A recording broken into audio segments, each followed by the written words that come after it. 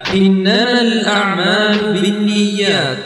يقول الله تعالى في كتابه العزيز بعد أعوذ بالله من الشيطان الرجيم: يا أيها الذين آمنوا اتقوا الله حق تقاته ولا تموتن إلا وأنتم مسلمون. يا أيها الناس اتقوا ربكم الذي خلقكم من نفس واحدة وخلق منها زوجها وبث منهما رجالا كثيرا ونساء واتقوا الله الذي تساءلون به والأرحام إن الله كان عليكم رقيبا. يا أيها الذين آمنوا اتقوا الله وقولوا قولا سديدا يصلح لكم أعمالكم ويغفر لكم ذنوبكم ومن يطع الله ورسوله فقد فاز فوزا عظيما. فإن أصدق الحديث كتاب الله وخير الهدي هدي محمد صلى الله عليه وسلم وشر الأمور محدثاتها وكل محدثة بدعة وكل بدعة ضلالة وكل ضلالة في النار. Baada kumhimidi Allah subhanahu wa ta'ala na kumtakia rehma kipenzi chetu bwana mtume Muhammad sallallahu alaihi wasallam, ndugu zanguni katika imani, ikiwa tuko kwenye mwezi miongoni wa miezi minne mitukufu mitakatifu, miezi ambao kwamba msisitizo mkubwa wa Allah tabarak wa taala kutusisitiza kutofanya ya maasi na kutofanya ya makosa. Kwenye aya ndefu aloitaja Allah tabarak wa taala, lakini mwisho kuifunga aya Mwenyezi Mungu kasema fala tadhlimu fihinna anfusakum. Katika hii miezi minne mitukufu musidhulumu nafsi zenu birtikabil maasi, kwa kufanya maasi. Ndugu zanguni, la sisi kusimama kwa maasi ndiyo chanzo cha madhara yote. Maasi ndiyo chanzo cha madhara, na maasi ndiyo chanzo na athari mbovu iliyotuatia maasi katika huu ulimwengu tulionao. Chanzo kikubwa cha sisi kuharibikiwa kwenye mambo si lingine, ni sisi kusimama kwa kumwasi Allah tabaraka wa taala. Peleleza, chunguza, kuwa na tathmini ya mambo kwenye mambo yalivyo katika hii dunia tulionayo. Jitizame tu kwa wewe mwenyewe, kisha watizame na walimwengu wenzako, kisha na utizame ulimwengu. Ulimwengu wa leo sio wa zamani, wala nikinena haya sineni ya kwamba zamani ilikuwa hakuna maasi. Zamani maasi yalikuwako, lakini kwa dunia leo usipofanya maasi huwa bado hujawa mwenye kuelewa ulimwengu. Leo kufahamika ya kwamba fulani kweli muelewa wa mambo ni usimame kwa kumwasi Mungu. Lakini leo usimamapo kwa usawa, hutaki kumwasi Mola wako, kuonekana bado. Ndio utaona dunia leo ni fahari watu kuzunguka uchi. Lakini leo asimamapo mwenye kujistiri, watu hunyoshea kidole cha lawama na kutaka kumkejeli na kumteka. Unaangalieni masikini alivyo, dunia imeendelea, yeye bado yuko pale pale. Ndiyo dunia ya sasa. Lakini zamani ilikuwa kionekana watu uchi, watu kiona ajabu. Wala tukisema hivi turudi pale pale, hatusemi ya kuwa ilikuwa hakuna, yalikuwako. Lakini pia naweza nikanena uchi wa zamani sio uchi wa leo. Maasi ya zamani sio maasi ya leo. Ukitizama ni kwamba kila siku zikenda maasi huzidi na maasi huenea. Lakini tutizame maafa ya zamani na maafa ya sasa. Maafa sasa mingi, madhara ya zamani na madhara ya sasa. Madhara ya sasa mingi. Kikubwa kipi? Si lengine ni sisi kusimama mno na sana kumwasi Allah tabaraka wa taala lakini vifungu vya sheria vitatupa mwelekeo zaidi katika khutba yetu tutakayoizungumzia kiujumla, atharu dhunubi wal maasi, athari za madhambi na maasi. Wanazuoni waheshimiwa waliuliza suala na kisha wakatupa jibu kwa mfumo wa suala, vipi na wapi. Wakasema hivi: maladhi aghraka qauma nuhin bitufan, ni kitu gani kilichowagharikisha watu wa Nuh kwa tufan? Wa aghraka fir'auna wa junudahu fil bahri, na ni kitu gani kilichowagharikisha Firauna na watu wake katika bahari?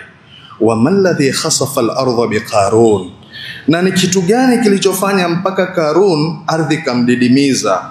Wa maladhi arsala sayhata ala Thamud, na ni kitu gani kiliofanya watu wa Thamudi wakapata ukelele mkali wenye kuangamiza?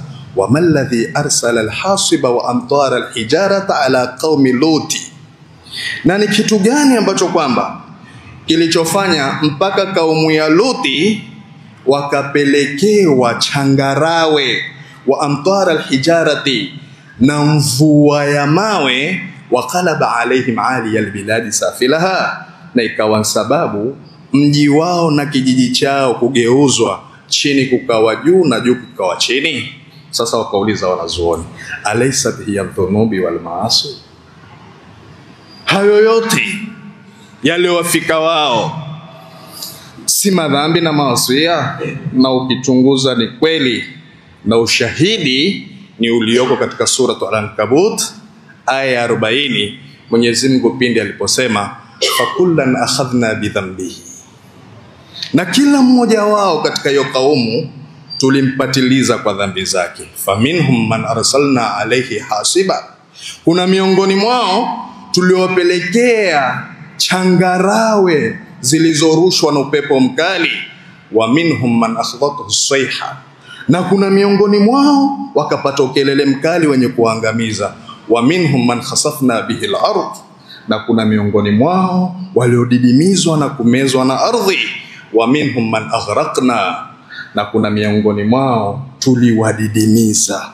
Wa ma kana Allahu liyadhlimahum, hakuwa Allah tabaraka wa taala mwenye kuwadhulumu wao, walakin kanu anfusahum yadhlimun, lakini wao kwa nafsi zao ilikuwa wao wenyewe wakijidhulumu. Aya hii yatupa picha kamili kutuonesha ya kwamba walisimama kwa kumwasi Allah tabaraka wa taala, kwa kujidhulumu nafsi zao birtikabil maasi, na Allah tabaraka wa taala akawapatiliza wao kwa makosa yao, kwa Mwenyezi Mungu kuwapa wao malipo jazaan wifaqa, malipo ambayo kwamba walistahiki wao kupata malipo kama hayo.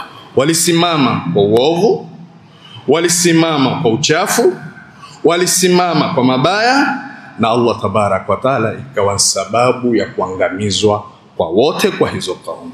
Sasa ndugu zanguni katika imani, la watu kupata tabu na watu kupata shida na kaumu kuingia korokoroni si lingine kwa sababu haya ya maasi. Sasa linalotakaniwa kwetu sisi, kubwa jambo ni sisi tuwe na tahadhari, kwa sababu Allah tabaraka wa taala atuambia wattaqu fitnatan la tusibanna alladhina zalamu minkum khassa wa'lamu anna Allah shadidul iqab. Yogopeni fitina. Fitina hapa juu ya tafsiri nyingi, lakini wanazuoni wengi wameshika kwamba ni mitihani na mabalaa na mazito yatakao wakumba waja hapa ulimwenguni. Yani iogopeni fitina na ogopeni na adhabu za dunia zitakazo wakumba nyinyi ikiwa hamutosimama nyinyi kukanyana nyinyi kwa nyinyi.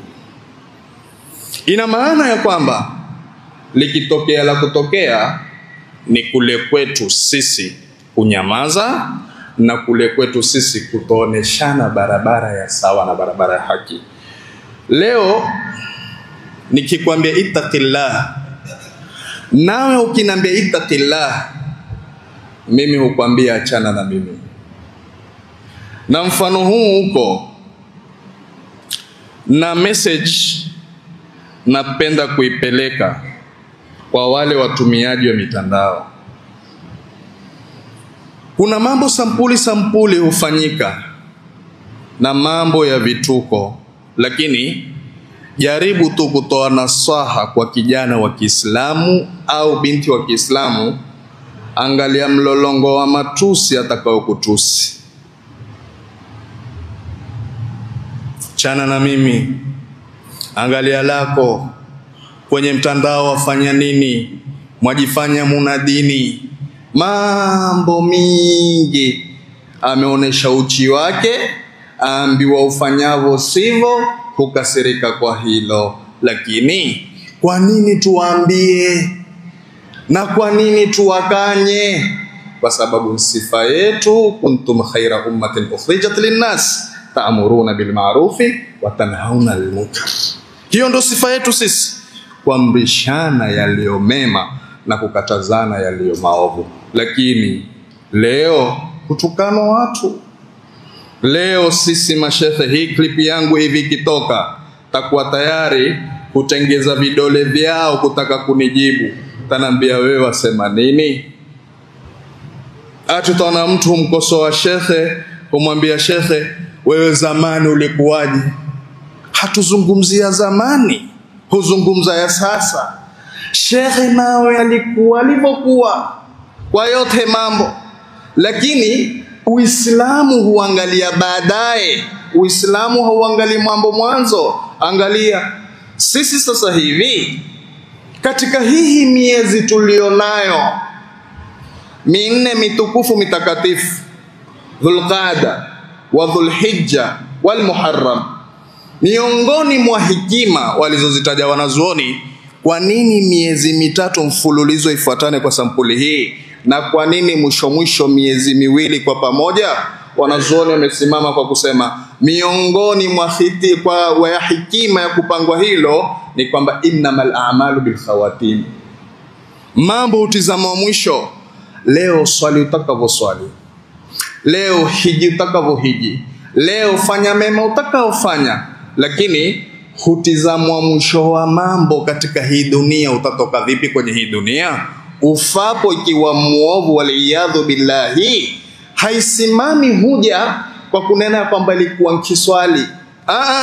Hutizamwa mwisho, hayatizamwi mwanzo mambo. Sisi sote twasema la ilaha illa Allah, na Mtume sallallahu alaihi wasallam kwa hadithi mbili tofauti, ya kwanza man qala la ilaha illa Allah dakhala aljanna, na Mtume kusema man kana akhiru kalamihi la ilaha illa Allah dakhala aljanna. Sasa hapa haitizamwi mwanzo, hutizamwa mwisho. Ndipo yule baba saa zote kwa kisa hichi mashuhuri, ili kwa saa zote akiomba dua kwa Mola wake, yani Mwenyezi Mungu nifishe mimi kifo kilicho kizuri, Allahumma inni as'aluka almitata alhasana.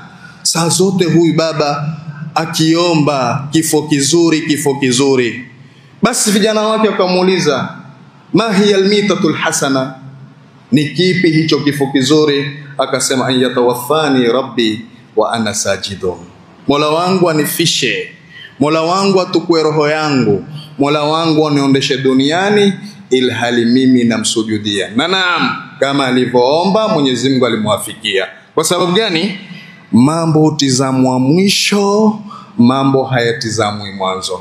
Lakini hutukanwa watu kwa kutaka kuambiwa wewe ulikuwaje zamani.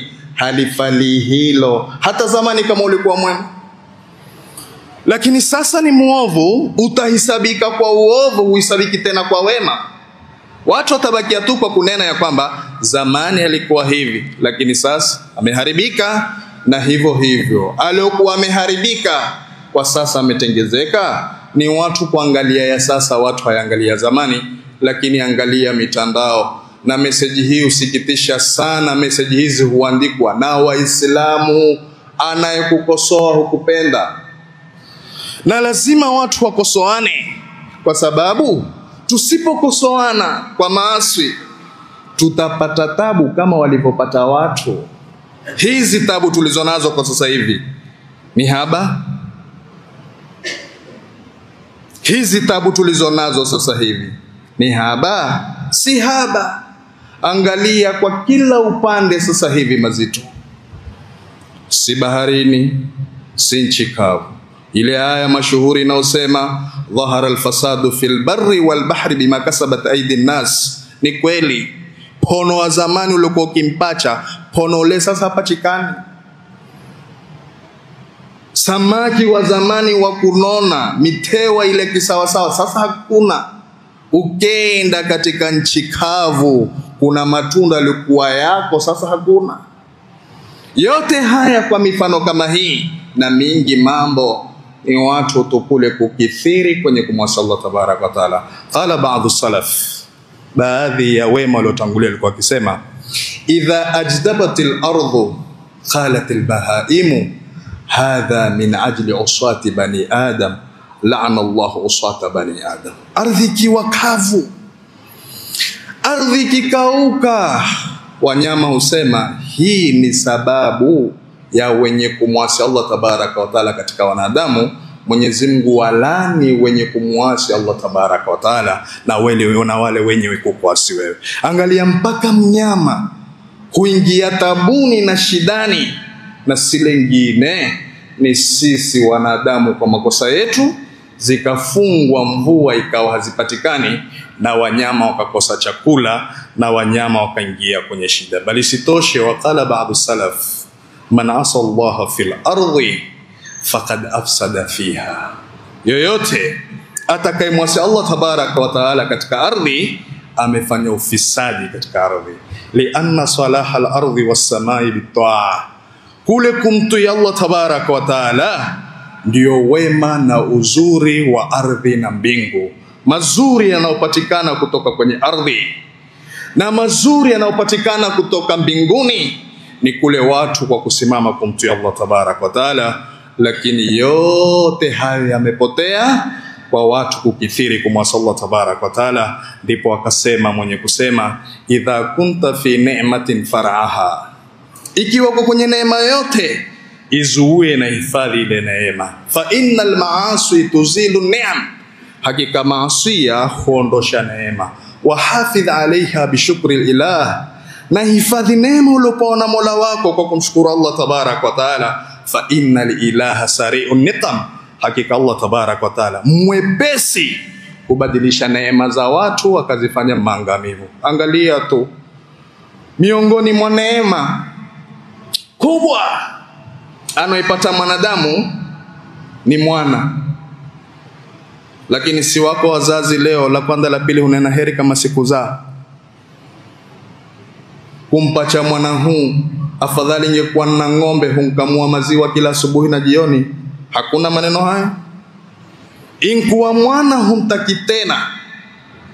Hawa wana pia imekuwa wana wenye kusumbua, na wana wenye matatizo, na wana wenye kuleta uharibifu na mchefuko, na wana ambao kwamba wametutoa sisi wazazi wao kwenye umakinifu wa kumakinika.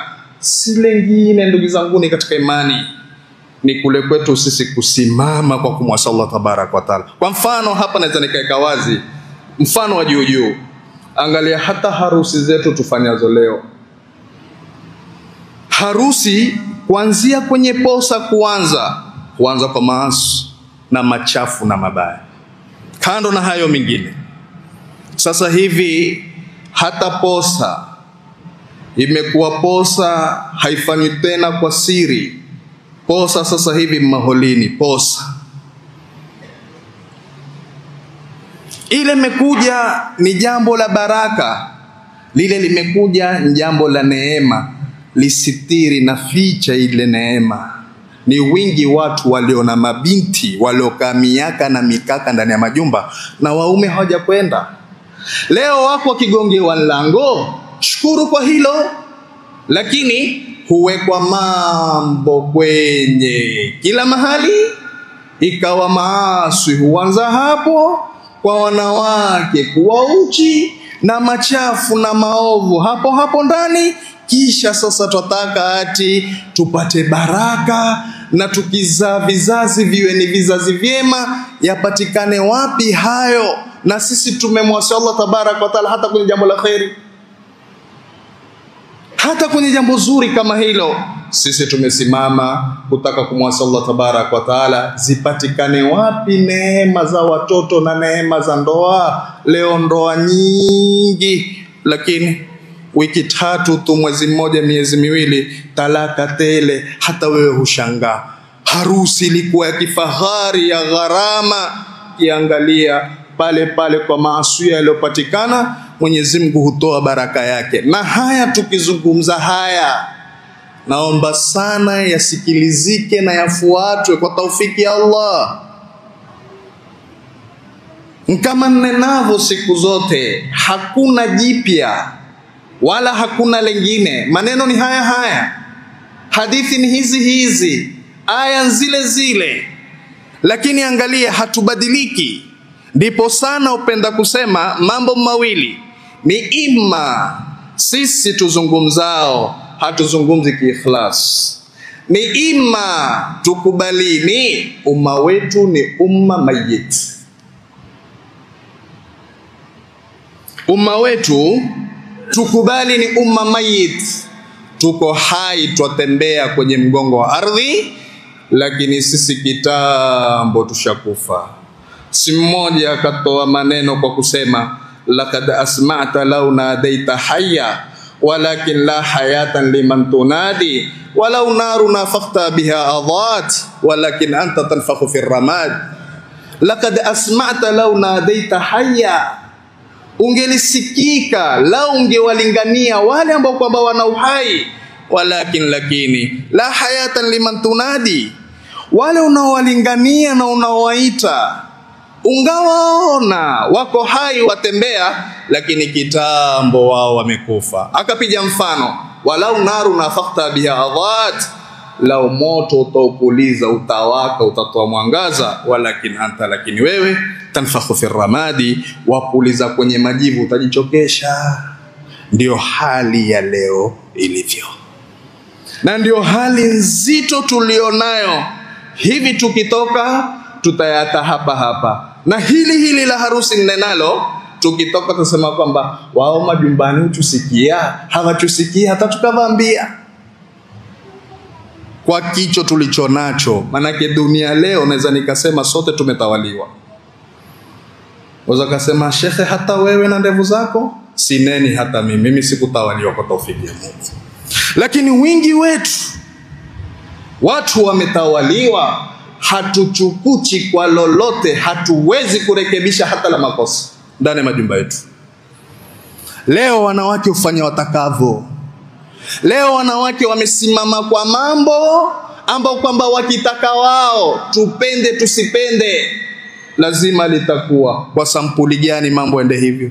Mpaka la maasiya huwezi kumkanya mke wako, mpaka la maasiya huwezi kumkanya binti yako. Basi ukauama wako uko wapi ndani ya nyumba? Ukauama wako na usimamizi wako kwenye familia yako iko wapi? Lakini twasema kwamba hawaambiliki. Sio hawaambiliki, hatujaamua kuambia. Nani wao wasiambiliki? Kwa nini wasiambiwe? Lakini washatufahamu, chufie kwao. Ukimwambia sana atakwambia ni hata, nasi hachuwezi kuwata uvapenda, ndo pale utaimamali ya kimwa. Maasi na maovu na machafu huendelea, lakini ikawa hatuwezi kufungua ndimi zetu. Lakini ndio hizi sasa tabu na shida tulizonazo. Hata tukitoka tukienda tukitafuta ruzuku, mambo kila namna tunavyoyapanga mambo hayawi. Kila tukijaribu kuyanyosha mambo hayaingii kwenye mstari. Kwa sababu gani? Kwa kule kwetu kuona maasi huendelea, na sisi ikawa tumenyamaza, hatuwezi kunena. Leo zina imekuwa jambo la fahari. Leo zina imekuwa jambo la fahari. Leo mtu kuzini hata hajali kuzini.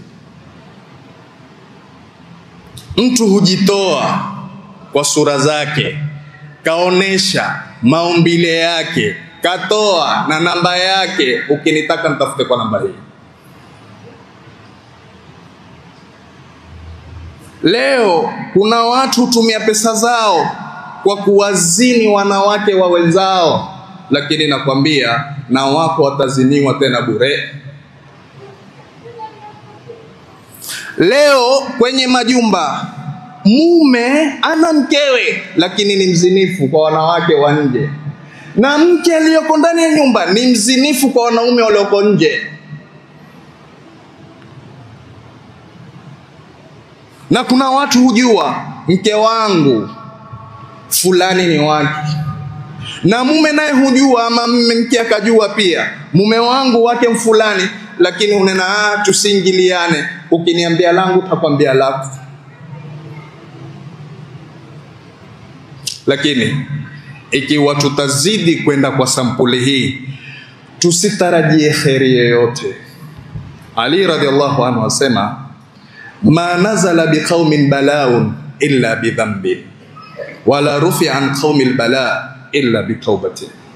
Haiwashuki watu balaa na mazito isipokuwa kwa madhambi wanaoyafanya kwenye kumwasi Mola wao, na hayaondeshi mazito na mabalaa kwa kaumu na watu isipokuwa kwa toba na istighfari. Lakini dhiki zote ni mingi, mambo maradhi kila aina, stressi kila aina. Liwapigia watu mfano nikawaambia, hata simu ukipigiwa sasa hivi utanena bismillah kwenye kutaka kuishika, utaambiwa la maudhi.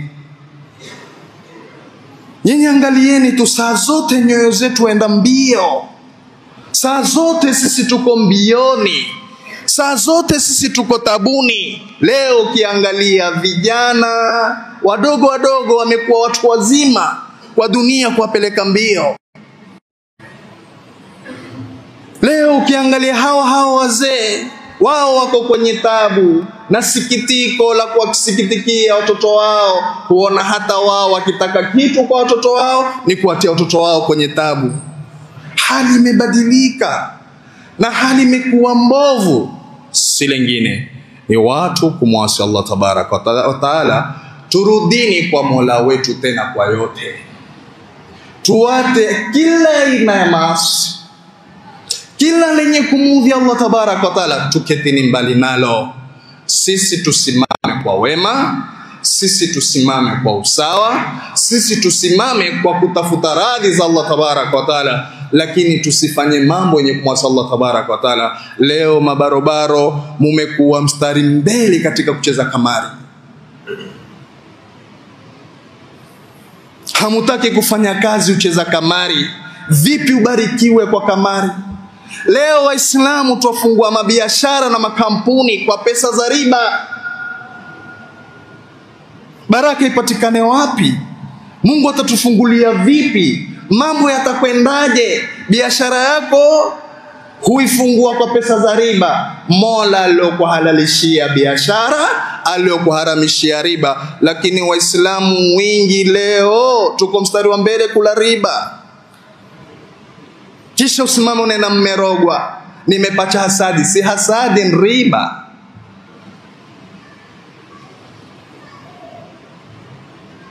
Kwa hivyo kwa yote mambo Waislamu, tukitaka manufaa duniani na tukitaka manufaa akhirani, ni sisi tusimame kwa kufanya wema ambao kwamba utamridhi Allah tabaraka wa taala. Tusisimame kwa kufanya ya makosa yasiokuwa na maana ambao kwamba yametufikisha hapa tulipofikia. Tizama nyumbani kwako tu sasa hivi, wali wako na wanako kutanganya ntabu. Tuchunguze kwa dunia ya leo, hujamaliza hili lishasimama hili. Tuchunguze kwa dunia leo, pesa hakuna, na zikipatikana hazina baraka. Taka kama Waislamu wenye kuelewa mambo, tufikirieni hayo. Tusilaumu tu kutaka kulaumu na kunyoshea vidole sababu fulani. Wingi wa mambo sababu sisi wenyewe lazima tujiangalie na lazima sisi tujichunguze na tustahiki kujirekebisha kwa mapana na marefu.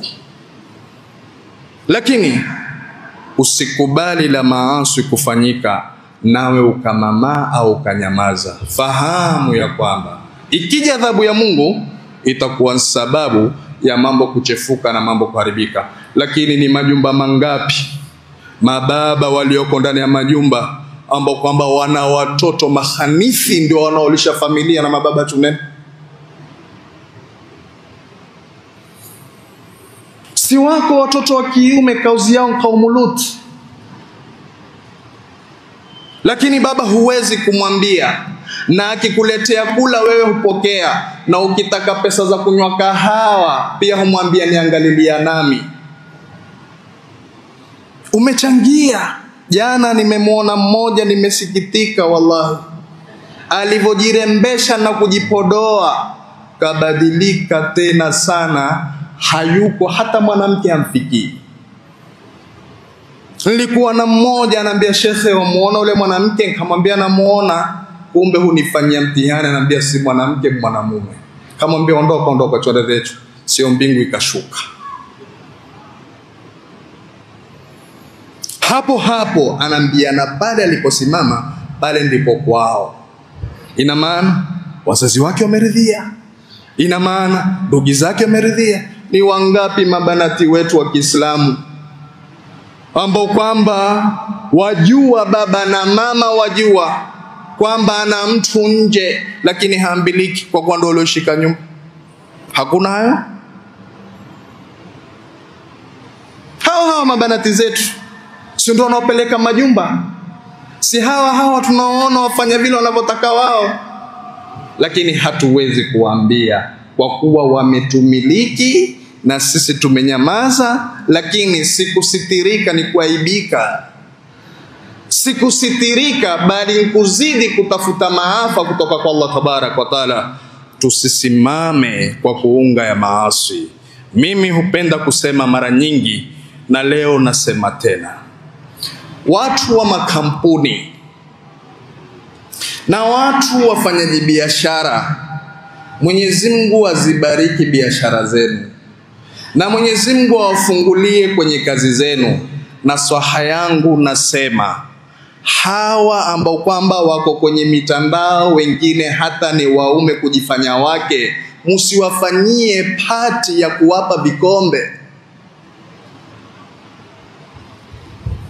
Hufanywa pati ya hawa walioko kwenye mitandao, kisha huitwa waambiwa this year aliopata kikombe mfulani, na yule fulani hana content yeye isipokuwa jifanye kama mwanamke naye mwanamume ili apate viewers na kila kitu. Nyinyi wafanyaji biashara huungana kwa kufanya hafla kutaka kuwatuza, kisha utasema biashara haiendi. Mwalimu wa madrasa unayemlipa na imamu wa msikiti unayemlipa, kumwambia sasa utanisamehe siwezi kukulipa, mambo si mazuri. Kisha utangaza biashara yako kwa watu wanaume wanaojifananisha na wanawake, kisha utaka baraka. Ndio hali yetu leo Waislamu, ndipo tulipofikia leo. Lakini wattaqu yawman turjauna fihi ila Allah thumma tuwaffa kullu nafsin ma kasabat wa hum la yudhlamun. Iko siku tutakufa, na iko siku tutaondoka, na iko siku tutafufuliwa, na iko siku tutahisabiwa. Kwa kila mmoja atalipwa kwa yale anayoyatenda. Isitughuri dunia, isituhadae dunia. Leo tupo, kesho hatupo. Hapa tu ndani ya Malindi hii, hapa tu kwenye Masjid Aisha, ni wangapi tuliokuwa nao leo hawapo? Kama alivyokufa nasi tutakufa, kama walivyoondoka nasi tutaondoka. Suala ni tukiondoka tuondoka na nini? Suala ni tukiondoka tuondoka vipi? Twaitaka dunia kuishika kwa mikono. Ina raha gani dunia? Ingekuwa dunia ina maana, Mtume Muhammad sallallahu alaihi wasallam angelikubali kuishi milele. Mtume sallallahu alaihi wasallam wakati wake wa kufa kwake, kabla hajatolewa roho, alichaguzwa Mtume sallallahu alaihi wasallam. twende au kubakishe? Akamwambia twende. Lakini hivi tukija tukiambiwa nzee tukuongezee, tanaongeza sitaki mingi 40 tu, 40 kidogo. Lakini twaipenda sana dunia, na kila siku zikienda twazidi kuharibu mambo. Barakallahu li wa lakum bil Qur'anil azim wa nafa'ani wa iyyakum bil ayati wa dhikril hakim. Aqulu qawli hadha wa astaghfirullah li wa lakum fastaghfiruhu innahu huwal ghafurur rahim wa huwal barrul karim. Alhamdulillah wassalatu wassalamu ala rasulillah wa ba'd. Tukifunga khutba, watuambie wanazuoni waheshimiwa kwa kusema kwao ya kwamba kwa maneno ya Mtume Muhammad sallallahu alaihi wasallam, ma anzala Allahu da'an illa anzala lahu shifaa. Allah tabarak wa taala hakuteremsha gonjwa lolote isipokuwa ametoa tiba. Sasa gonjwa hili la maasi, tiba yake nini? At-taubatu wal istighfar. Ndugu zangu katika imani, qala Iblis asema, ahlaktu bani adama bidhunubi, nimewaangamiza wana wa Adamu kwa madhambi, wa ahlakani bila ilaha illa Allah wa bil istighfar, lakini na wao wameniangamiza mimi kwa la ilaha illa Allah na kuleta istighfar. Wa fil hadithi al-qudsi, tukifunga khutba, ya ibadi, msikia Allah tabarak wa taala asema, enyi waja wangu, innakum takhtauna bil-layli wan-nahar, nyinyi hufanya makosa ya kuniasi usiku na mchana. Wa ana aghfiru dhunuba jami'a, na mimi nasamehe madhambi yote. Fastaghfiruni aghfir lakum, mtakeni samaha mpache kuwasamehe. Galini Allah tabarak wa taala pia hunadi kutuambia sisi waja wake, usiku na mchana nyinyi hunikosea, usiku na mchana nyinyi huniasi, lakini mimi ni msamehevu, mwenye kusamehe madhambi yote, mtakeni samaha ili niwasamehe. Sote tuna makosa na hakuna safi kiumbe, kila mmoja kwa lake. Mimi nina hili, wewe una hilo, yeye ana lile, wao wana yale, hakuna safi kiumbe. Sote tuna makosa, ni sote kurudi kwa Mola wetu, tuokoe jamii na tuokoe kizazi chetu na generation inayokuja. Wazee, Mwenyezi Mungu awabariki kwa hekima zenu, na Mwenyezi Mungu azidi kuwapa umri. Lakini sasa hivi ni wakati vijana saa zote tuwape nasaha, kwa sababu tuhakikisheni kwa taufiki ya Mungu, wazee mkiondoka mumeacha generation ya kisawasawa, sio muondoke wazee kisha huku nyuma uachwe generation na society ambayo kwamba itazidi kudidimiza mambo na itazidi kufanya umma wa Kiislamu uingie kwenye maafa na uingie kwenye hasara. Na mambo Allah tabarak wa taala tuafikie kila la kheri, na mambo Allah tabarak wa taala tubariki, na mambo Allah tabarak wa taala tufanye ni waja tukisikia mazuri na mema tuko tayari kuyafuata, na tukisikia ya shari tuko tayari kuepuka. Innahu waliyudhalika wal qadiru alayhi. Yaqulu Allah mukhbiran wa amira, إن الله وملائكته يصلون على النبي يا أيها الذين آمنوا صلوا عليه وسلموا تسليما. اللهم صل على محمد وعلى آل محمد كما صليت على إبراهيم وعلى آل إبراهيم، وبارك على محمد وعلى آل محمد كما باركت على إبراهيم وعلى آل إبراهيم في العالمين إنك حميد المجيد. اللهم اجعل هذه جماعتنا جمعا مرحوما وتفرقنا من بعده مؤيدا معصوما. اللهم ألف بين قلوبنا وأصلح ذات بيننا واهدنا سبل السلام وجنبنا الفواحش ما ظهر منها ما بطن. عباد الله، إن الله يأمركم بالعدل والإحسان وإيتاء ذي القربى وينهى عن الفحشاء والمنكر والبغي يعظكم لعلكم تذكرون. فاذكروا الله يذكركم ولذكر الله أكبر والله يعلم ما تصنعون. وأقيموا الصلاة. Ili kuboresha kazi zetu, tunaomba mchango wako kupitia lipa namba kwa mitandao yote. ila Allahi wa rasulih Jina Al-Hidayah Online TV. Aidha, usisahau kusubscribe, kulike na kucomment. Asante kwa kutuunga mkono. Al-Hidayah Online TV, uongofu kwa walimwengu.